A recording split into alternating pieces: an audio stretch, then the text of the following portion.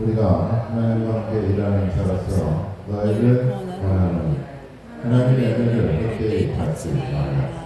그리스도 내가 너희를 부를 때 너희에게 듣고 구원의 날에 너를 도왔다 하셨으니 불하시는 너희의 너를 원하되어 불하시는 구원의 날이다.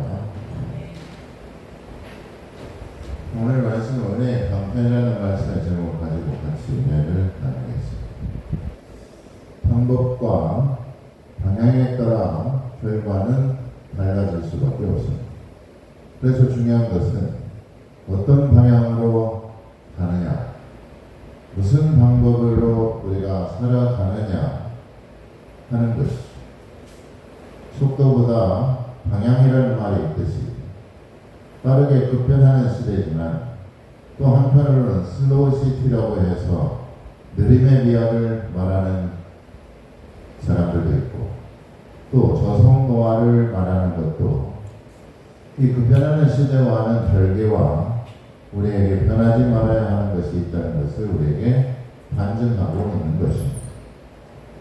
또 최첨단 과학시대의 아날로그 감성을 굳이 찾는 것도 현대의 흐름과는 역행한다고 우리가 말할 수가 있죠. 그래서 속도보다 방향이 중요하다고 말들을 합니다. 게다가 우리가 어떤 방법을 택하느냐에 따라 우리가 어디로 가고 있는지 또 어떻게 가야 되는지가 정해지는 것입니다.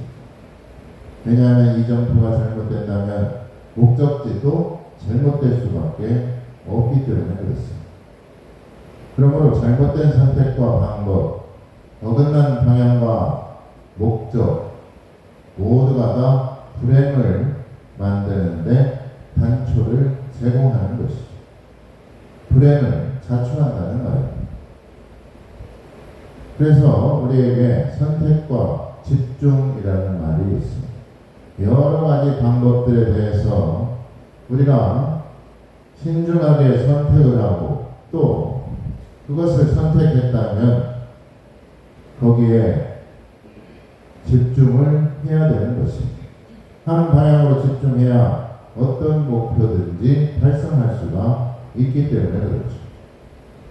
1만 시간의 법칙이 바로 그러한 것입니다.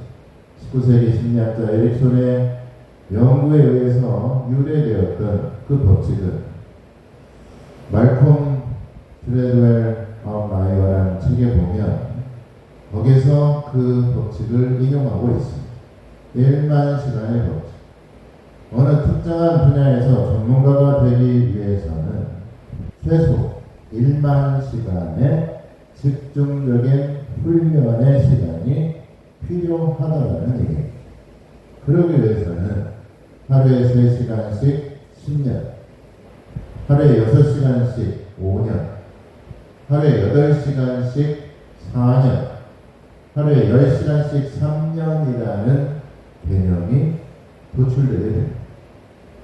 거기에서 우리가 노력과 시간의 대가를 얻을 수가 있다는 말이겠죠. 그런데 그 노력과 시간에 집중하지 못한다면 거기에 열정과 몰입도가 없다면 노력에 배신을 당하는 경우도 우리는 종종 볼 수가 있는 것입니다. 그러니 우리는 무엇을 어떻게 선택하느냐 또 어떤 방법으로 어느 방향으로 가고 있느냐가 무엇보다도 중요하다고 볼 수가 있습니다. 방법을 잘 선택하고 얼마나 거기에 집중하고 얼마나 거기에 몰입하느냐가 중요하다는 말씀입니다. 일의 능률도 그렇고 일의 성과나 업적도 그래야만이 지표와 성과가 올라갈 수가 있습니다. 마찬가지로 신앙에 있어서도 선택과 집중을 잘 해야 됩니다. 오늘 설교 제목이 은혜의 방편인데 은혜로운 신앙생활을 위해서 우리는 은혜로 살아가야 되는 도구들과 방법들을 잘 선택하고 집중해야 된다는 얘기입니다. 은혜를 헛되이 받지 말라라고 오늘 말씀하고 있죠. 그러니까 은혜를 은혜되게 하기 위해서 살아가야 되는데 은혜가 되지 못하도록 사는 경우를 말하는 것입니다. 가령 은혜의 방편이 기도라고 볼 수가 있는데, 기도를 예를 들자면 기도할 때 우리가 무엇을 놓고 기도하느냐에 따라서 그 기도가 은혜가 되기도 하지만 그렇지 않을 때도 있다는 얘기예요. 자기 사리 사욕을 채우려고 기도를 하거나 욕심을 구하려고 하는 기도, 기복적이고 다분히 육체적인 기도라면 기도라는 선택은 좋았지만 방법이 잘못되었다는 것입니다. 그러니까 은혜를 받는 방법 중에 태도와 마음이 얼마나 중요한지를 알 수가 있죠. 세계적인 발명가 에디슨은 한창 젊은 청년의 때 청각을 잃어버리게 됩니다. 그러나 그때 에디슨은 이렇게 생각을 했어요. 나에게 닥친 불행으로 인해서 인생을 허비할 수가 없다라고 생각했으며, 그 불행을 재수가 없다, 뭘 해도 안 된다고 자포자기한 것이 아니라 오히려 그는 긍정적인 태도와 마음으로 이 상황을 받아들였다는 얘기, 수긍했다는 얘기. 그러면서 이런 말을 했어요. 내가 귀머거리가 됨을 감사하는 것은 내가 연구에 더욱더 몰두할 수 있도록 잡음이 들리지 않아서 나에게 오히려 도움이 됐다라고 고백하고 있어요. 보통 현실을 비관하거나 세상을 탓할 텐데 그러지 않고 오히려 그런 불행에 대해서 원망하거나 불평하지 않고 신앙의 힘으로 그 상황을 지혜롭게 은혜롭게 이겨나갔던 것입니다. 이것이 바로 은혜의 방편을 잘 사용한 경우라고 볼 수가 있습니다. 은혜가 은혜되게 하는 것이죠. 은혜를 헛되게 하지 않는 방법을 우리는 택해야 됩니다. 어떤 것도 감사함으로 받으면 버릴 것이 없다라고 우리에게 말씀하고 있습니다. 은혜에 집중하고 감사하는 방법과 방향을 우리는 선택해야 된다는 얘기입니다. 감사가 없으니까 독고소처럼 내 마음속에 불평과 원망과 불만만 생기는 것입니다. 사회학자들의 연구에 따르면 60년 전에 인류에게 필요한 생활 조건은 72가지였고 그 중에서 절대적으로 필요한 것은 18가지였다고 말하고 있습니다. 그런데 오늘날에 와서 현대인들에게 필요한 것은 72가지가 아니라 500가지로 늘어났습니다. 절대 필요한 것은 18가지에서 50가지로 늘어났다라고 말하고 있습니다. 첨단 과학 문명을 살아가는 현대인들, 좋은 시대를 살아가고 있고 편리해졌고 온갖 편의시설과 환경이 좋다고 하는데 왜 옛날보다 더 필요한 것이 많아지고 왜 옛날보다 더 절대 필요한 것이 늘어났을까? 이것은 뭘 말해주고 있는 것입니까? 행복의 조건이 외부나 물질이나 환경에 있지 않다는 것을 우리에게 단적으로 말해주고 있는 것입니다. 물론 불편한 것보다 편하게 좋고 빠른 처리 속도와 능률과 가성비가 좋은 것도 있겠지만 반대로 너무 빨리 가서 놓쳐버린 것, 너무 빨라서 잊어버리고 망각해버린 것이 많다는 얘기입니다. 그래서 인디언들이 한참 말을 열심히 달리고 있으면서 한 번씩 뒤를 돌아본다고 해요. 그 이유는 뭐냐면 내가 빨리 가다가 내 영혼이 뒤처져 있는지를 확인하는 것이라는 거예요. 영혼이 뒤처지지 않도록 영혼이 따라올 수 있도록 잠깐 멈춰선다는 것입니다. 너무 빨리 달리면 영혼이 못 쫓아오니까 영혼에 대해서까지도 배려하는 것입니다. 얼마나 정서적이고 얼마나 순수한 마음입니까? 너무 빨리 가면 어떻게 될까요? 모자도 벗겨지고, 네? 심지어는 가발도 벗기고, 너무 빨리 가면 우산도 벗겨지고. 너무 빨리 달리면 우리가 놓쳐버리는 것이 많습니다. 우리에게 필요한 것이 있다면 그러므로 기다릴 줄 알아야 되는 것입니다. 그래서 그런 말이 있죠. 신앙은 기다립니다. 따라서 한번 해볼까요? 신앙은 기다립니다. 못 기다리고 흘려버려서 가다가 다 놓쳐버리는 경우가 있습니다. 기다림의 미학이라고 말을 또 하죠. 그러니 은혜를 받는 것도 기다려야 됩니다. 은혜의 방편은 기도와 말씀으로 살아가는 것을 말하는데 이것이 우리를 거룩하게 하고 경건하게 하는 것입니다.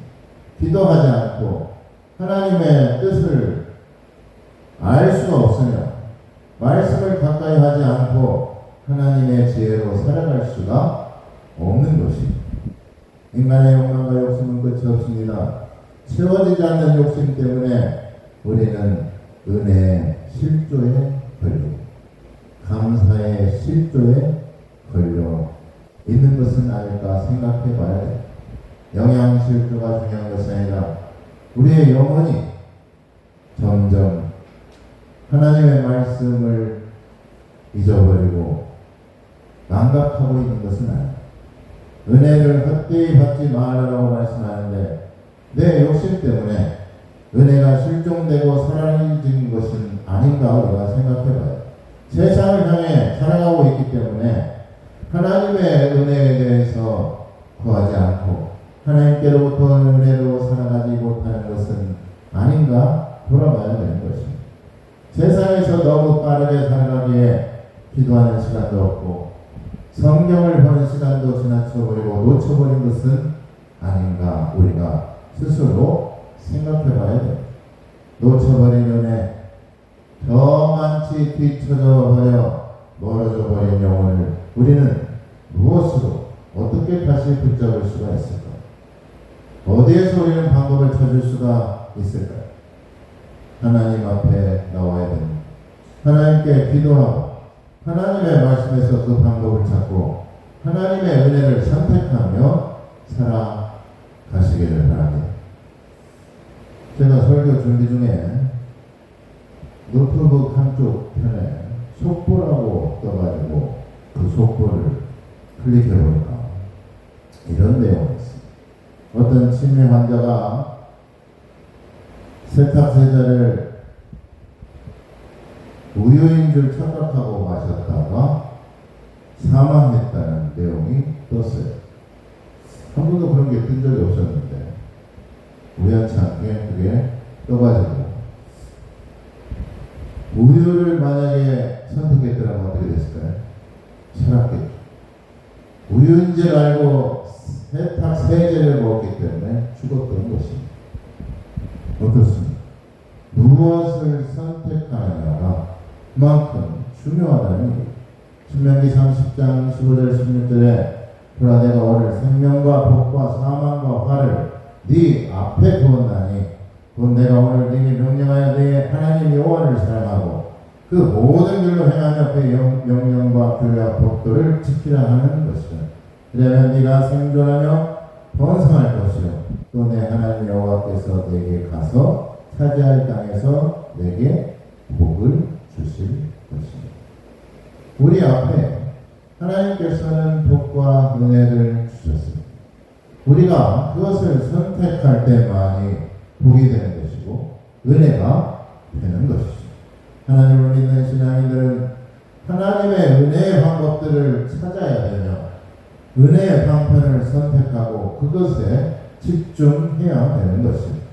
그렇게 은혜의 조각들이 모여서 우리의 신앙이 성숙하게 되는 것입니다. 믿음이 성장하게 된다는 것입니다. 은혜가 은혜 될 수 있도록 우리가 항상 기도하고 말씀으로 깨어 있어야 되는 줄 믿으시길 바랍니다. 유명한 영국의 부흥 강사 D.L. 무디 강사라고 있어요. 그분이 옛날에 설교 전에 기도를 하고 있었는데 눈을 떠보니까 자기 눈앞에 쪽지가 하나 올라와서 설교 끝나고 무슨 광고가 있나 하고 보았더니 그 쪽지에 멍청이 바보라고 쓰여 있었어요. 무디를 무시했던 영국의 무디를 무시했던 미국 사람들이 그에게 놀리는 조롱하는 그런 쪽지였죠. 그리고 강단에 올라 그 쪽지를 보내는 사람들이라고 청중을 향해서 그 무디 목사는 이렇게 말을 했습니다. 누가 제게 광고를 전달했어요. 쪽지를 하나 주었습니다. 그런데 이상하게도 내용은 없고 거기에 이름만 써 있어요. 라고 아주 유머 있게 재치 있게 그 상황을 넘어갔다는 얘기입니다. 그러니까 누가 바보예요? 쪽지 보낸 사람이 바보야. 내용은 없고 이름만 있어. 바보 멍청이라고. 그러니까 본인이 바보 멍청이가 되는 거예요. 우리가 어떻게 생각을 하냐, 어떤 방향으로 생각을 하느냐가 중요해요. 그것에 대해서 만약에 우리가 속상해하고 그것을 마음속에 담아두고 연연했다면, 또 그 사람을 비하고 적개심을 가지고 화를 냈다면 옹졸한 사람이 되었을 것입니다. 어떤 방법으로 어떤 마음과 태도로 살아가느냐 중요한 것입니다. 이런 유머가 있어요. 이제 애가 나올 때가 돼서 분만일이 되어서 진통을 느낀 아내를 남편이 다급하게 택시에 태워서 병원으로 급하게 달려갔다고 합니다. 남편이 아내를 따라 분만실로 들어가려고 하자 거기 간호사와 의사가 고개를 가로저으며 여기 들어오면 안 된다고 말을 했어요. 여기는 관계자 외 출입 금지입니다 라고 말을 하자 남편이 뭐라고 했을까요? 제가 관계자입니다 라고 말을 했다는 것이죠. 남편만큼 아내에게 분만실에서 관계자가 누가 있습니까? 우리가 방법을 잘 선택해야 되는 것이죠. 미국의 버지니아 공대 비즈니스 스쿨인 팜플린 경영대 연구 결과에 따르면 미국은 각종 의사 결정을 하는 데 있어서 하루에 얼마나 결정할까요? 의사 결정하는 데 있어서 하루에 얼마나 자기 의사 결정하는 데 선택을 하느냐, 35,000번을 선택을 한다는 거예요. 하루 동안. 이런 의사 결정을 오늘 무엇을 입을까?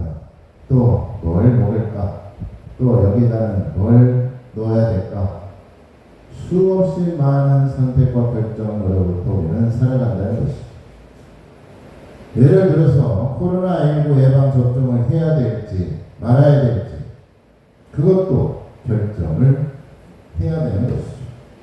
미국의 푸드마케팅 연구소에서 마트에 진열되는 제품 수가 최근 30년 동안 평균 9,000개에서 현대는 지금은 약 47,000개로 약 6배가량 늘었다는 발표가 있습니다.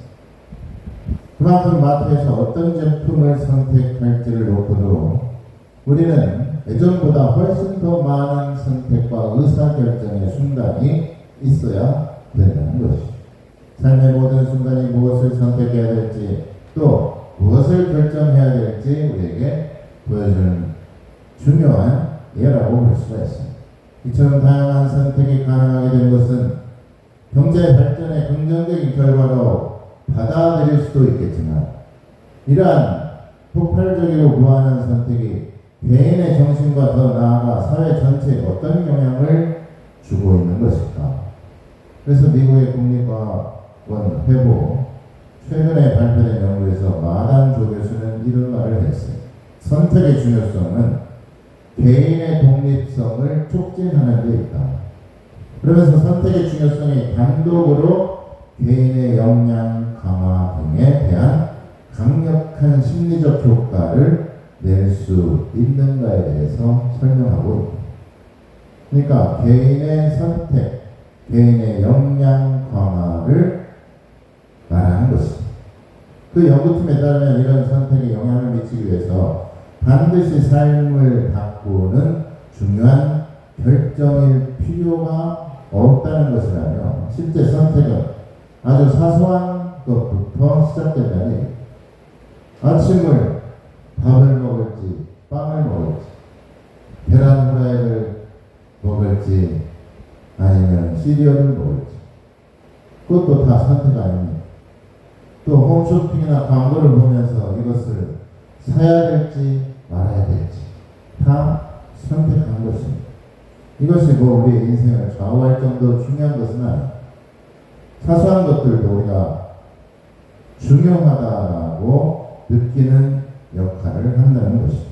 그래서 시카고 대학 미하일 교수는 몰입의 즐거움이라는 책에서 행복에 관한 정의를 이렇게 말하고 있습니다. 행복이란 나의 관심을 완전히 사로잡는 의미 있는 일을 능숙하게 해내는 것이다. 그리고 행복하기 위해서 세 가지가 있는 첫째는 나의 관심을 완전히 사로잡는 것, 둘째로는 가치를 느끼는 의미 있는 일, 셋째는 그 일을 능숙하게 처리할 수 있는 능력이라고 말하고 있습니다. 그만큼 중요한 것은 우리가 어떤 방법으로 무엇을 선택하며 또 얼마나 몰입하느냐에 따라서 그 삶의 질과 그 삶의 결과가 달라진다는 겁니다. 앞서 말했듯이 일반 시간의 법칙을 이용하며 보면 매일 성경을 3시간씩 10년을 읽는다면 어떻게 될까요? 성경 박사가 되는 거예요. 성경 박사. 하나님의 지혜로 살아갈 수가 있는 겁니다. 미국에서 목회를 하고 있는 목사님이 10여 년 만에 자기 자신이 옛날에 섬겼던 교회에 가서 부흥회를 인도하러 강사로 초대를 받았다고 해요. 그때 옛날에 같이 섬겼던 권사님 한 분이 자기에게 찾아와 반갑게 인사를 하면서 이렇게 말을 하는 겁니다. 목사님, 어쩌면 10년 만에 오셨는데 옛날 모습 그대로입니다. 늦지 않는 비결이라도 있습니까? 라고 감탄을 하면서 목사님께 물어봤습니다. 그 말을 듣자 이 목사님이 너무나 기분이 좋아서 교회 건물이 이렇게 돌아서는데 그때 또 섬겼던 또 다른 권사님 한 분이 자기에게 다가와서 깜짝 놀라면서 이렇게 말을 하는 거예요. 목사님, 미국에서 도대체 무슨 일이 있었습니까? 미국 목회 생활이 많이 고달프신가 봅니다. 어쩌면 이렇게 폭삭 늙었어요. 라고 말을 했던 것이죠. 방금 전에 좋았던 기분이 싹 사라지면서 이렇게 혼자 중얼중얼 거렸습니다. 아니 내가 교회 한 바퀴 도는 사이에 그렇게 바싹 늙었나? 라고 혼자 중얼거렸다는 얘기입니다.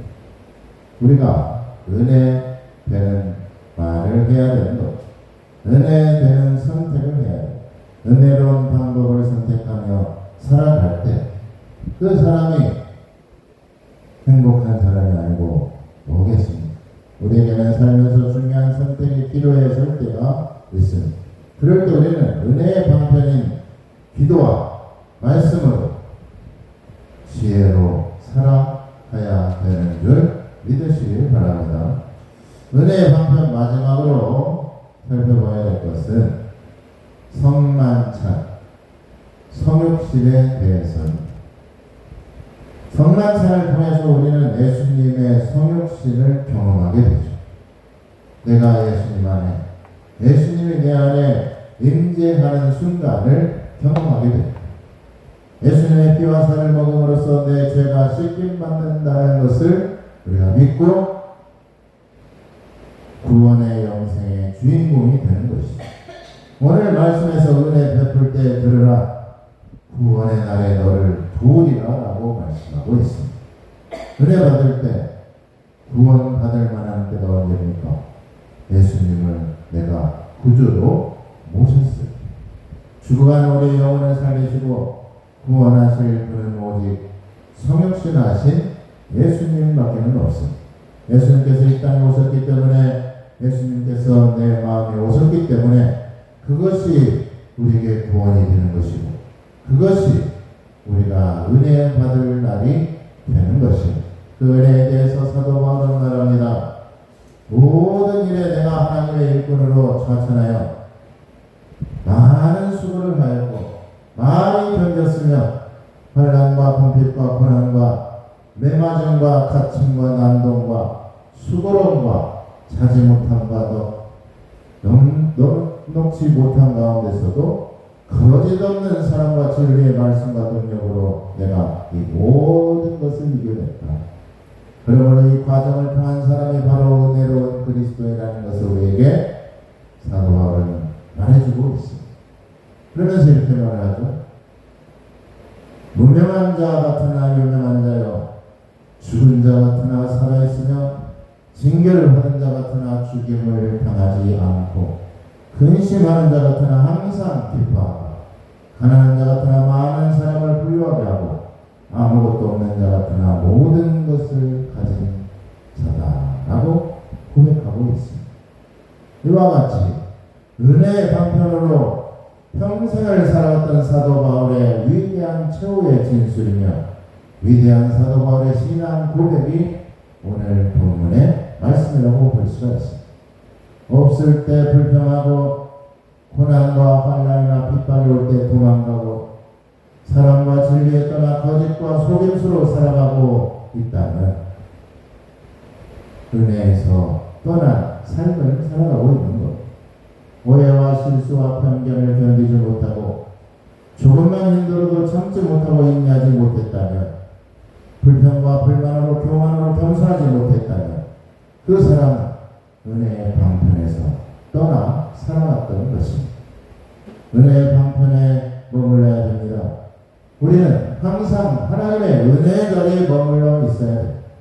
어려움을 당할 때 수고와 아픔이 있더라도 하나님께 집중하고 은혜의 방편인 기도와 말씀으로 경건의 훈련에 집중하면 역설적인 하나님의 은혜를 우리가 경험할 것이고 하나님의 능력으로 살아가게 되는 줄 믿으시길 바랍니다. 죽은 자 같지만 영생을 얻은 자로, 없는 자 같지만 무명한 자 같지만 하나님께서 그의 이름을 높여줄 것이고, 하나님을 기뻐하는 사람에게는 하나님의 능력과 축복이 그에게 임하게 되는 것입니다. 비록 가진 것은 없지만 하나님의 무한하신 생명의 능력으로 구원의 기쁨의 소망으로 살아가게 되는 줄 믿으시길 바랍니다. 베드로가 성전 한 중에 안진뱅이로 구걸하던 자에게 다가왔습니다. 내가 가진 것은 없지만, 내가 은과 금은 없지만 내게 있는 것으로 내게 준다며 나사렛 예수의 이름으로 일어나 걸으라 라고 말하니까 평생을 한 번도 일어나 보지도 못하고 평생 한 번도 걸어보지도 못한 그 안진뱅이가 벌떡 일어나서 기뻐하며 하나님을 찬양하며 노래 불렀다는 것입니다. 우리에게 성육신하신 예수님의 능력이 있을 때만이 이렇게 살아갈 수가 있습니다. 사도행전 6장 6절 10절을 보니까 베드로가 이르되 은과 금은 내게 없거니와 내가 있는 이것으로 내게 주는 이 나사렛 예수의 그리스도의 이름으로 일어나 걸으라고 오른손으로 잡아 일으키니 발과 발목에 곧 힘이 없고 이어서서 걸으며 그들과 함께 성전으로 들어가 걷기도 하고 뛰기도 하며 하나님을 찬송하니 모든 백성이 그 걷는 것과 하나님을 찬송함을 보고 그가 본래 성전 민문에 앉아 구걸하던 사람인 줄 알고 그에게 일어난 일로 인하여 심히 놀라며 심히 놀랍게 여기니 무엇이 우리를 우울하게 하고 울분을 갖게 하고 불안하게 합니까? 왜 불평과 불만으로 자기 자신에 대해서 사랑하지 못하고 적개심과 무기력으로 살아가고 있느냐는 것입니다. 부정적이고 남탓하고 원망하며 살아가는 것은 왜 그럴까요? 은혜의 방편으로 살아가지 않기 때문에 그렇습니다. 기도하지 않아서 하나님의 말씀으로 살아가지 않기 때문에 그렇습니다. 예수님의 능력이 없기 때문에 예수님의 사랑과 은혜에서 벗어나서 살아가기 때문에 우울하고 불안하고 불평하고 남탓하고 살아가는 것입니다. 우리 모두는 하나님의 은혜 안에 살아가야 되는 것입니다. 그러므로 놀라우신 하나님의 은혜에 감사하며 하나님께 찬양과 영광을 돌리며 살아갈 수 있기를 예수님의 이름으로 축원합니다.